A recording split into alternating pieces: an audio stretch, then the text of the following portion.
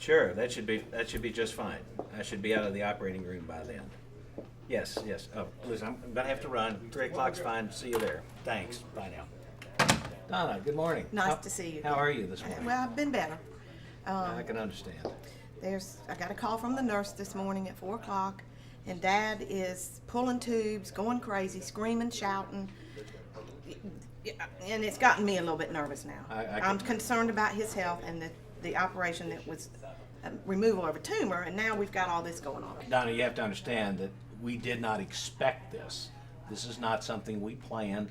I mean, after all, he is 82 years old. It is what I call sundowning. He doesn't know where he is, what's going on. But you do see patients a lot that are elderly patients, so I think you know what's to be expected.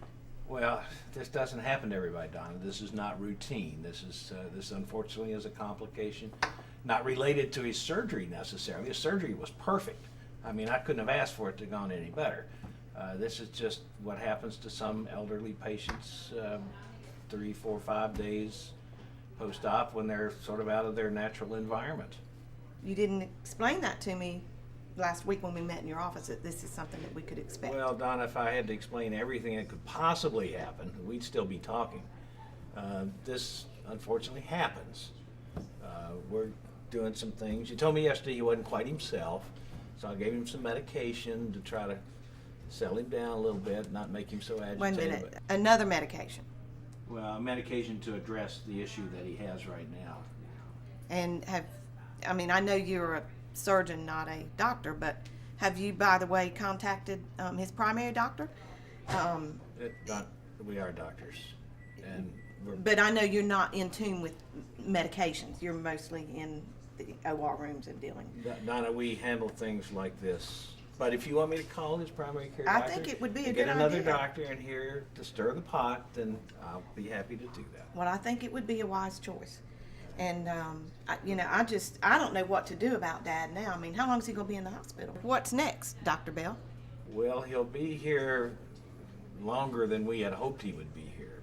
Another week, 10 days, maybe 2 weeks until we get him through this. And then, well, probably what I'll do now is contact our social services people to start looking for placement for him. Well, after you contact Dr. Jones, then you'll contact the social service I'll people. write an order for social services to get involved and to start looking for placement. You know, unfortunately, I don't think he's going to be able to go home with you. You don't have the resources at home that he's going to need to get back on his feet and hopefully become independent again. You, as well-intentioned as you may be, you don't have the resources to get him to where he needs to be in the future. So he can get to rehab, get his strength back, recondition himself, and then perhaps he could come live with you. Is this something that's going to be the rest of his life? This is not predictable. This happens to old people. Doesn't happen to everyone, but it does happen to old people. And I say it's unfortunate that it's happened to your father.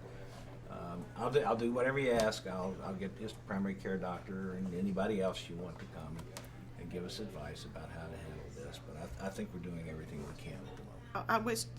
I just wished you would have told us this ahead of time. We could have made another choice. He was perfectly fine before the surgery, but it's okay. Donna, none of us have crystal balls. I can't predict the future. We didn't Well, plan on this. I need to go. Get on back to your graphics. So, Okay, we'll keep you informed. thanks.